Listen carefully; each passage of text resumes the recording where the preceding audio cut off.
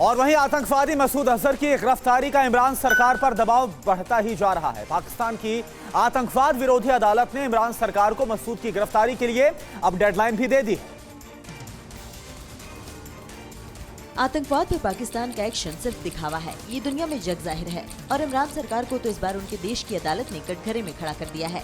आतंकी मसूद अजहर जो संयुक्त राष्ट्र से भी ग्लोबल आतंकी घोषित हो चुका है, उसकी गिरफ्तारी पर एंटी टेररिस्ट कोर्ट सख्त हो गई है और इमरान सरकार को इसकी मियाद दे दी है।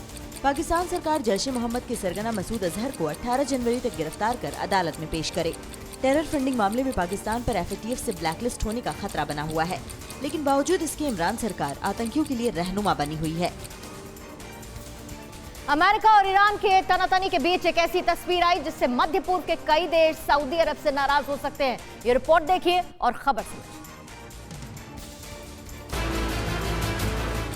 आसमान में उड़ान भरते ये अमेरिका के B-52 बॉम्बर हैं, जिसे सऊदी अरब एयरफोर्स के F-15 लड़ाकू जहाज ने एस्कॉर्ट किया। अमेरिका के एक साथ कई B-52 बॉम्बर को सऊदी अरब के F-15 फाइटर प्लेन ने सिक्योरिटी कवर दिया। तस्वीरें पर्सियन गल्फ के ऊपर आसमान की हैं, जिसे सऊदी अरब रक्षा मंत्रालय ने जारी किया है। दरअसल परमाणु वैज्ञानिक मोहसिन फखरीजादे की हत्या के बाद से ही अमेरिका और ईरान के बीच तनाव चरम पर है और ईरान अमेरिका से बदला लेने की फिराक में है। और जब अमेरिका के B-52 जहाजों ने उड़ान भरी, तब ये ईरान की जद में न आ जाएं।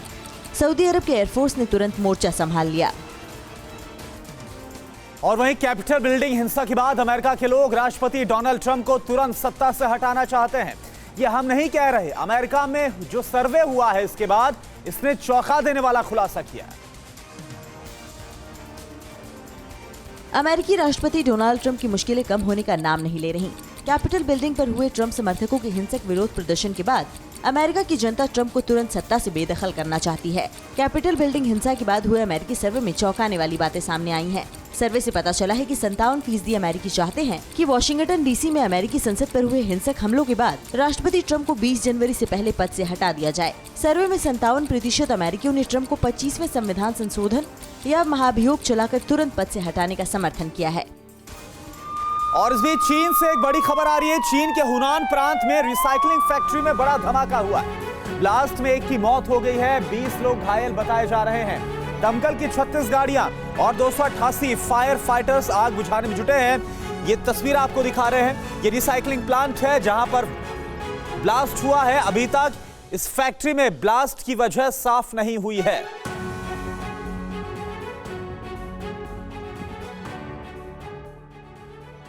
LAC पर चीन अपनी हरकतों से बाज नहीं आ रहा। पैंगयोंग के पास चालबाज चीन ने फिर से दगाबाजी की।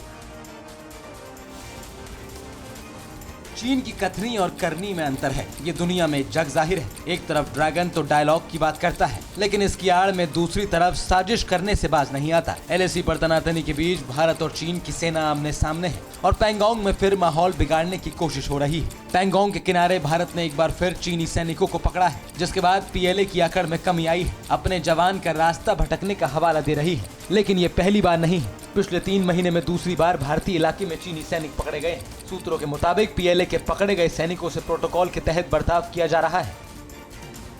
और वहीं चीन और पाकिस्तान से तनातनी के बीच फ्रांस ने भारत को बड़ा ऑफर दिया है, जिससे चीन और पाकिस्तान में खलबली मच गई। भारत और फ्रांस ने रक्षा सहयोग को और तेजी देने का फैसला किया है। इसके लिए फ्रांस ने मेक इन इंडिया के तहत राफेल लड़ाकू विमानों और पैंथर हेलीकॉप्टर्स का निर्माण भारत में करने का प्रस्ताव दिया।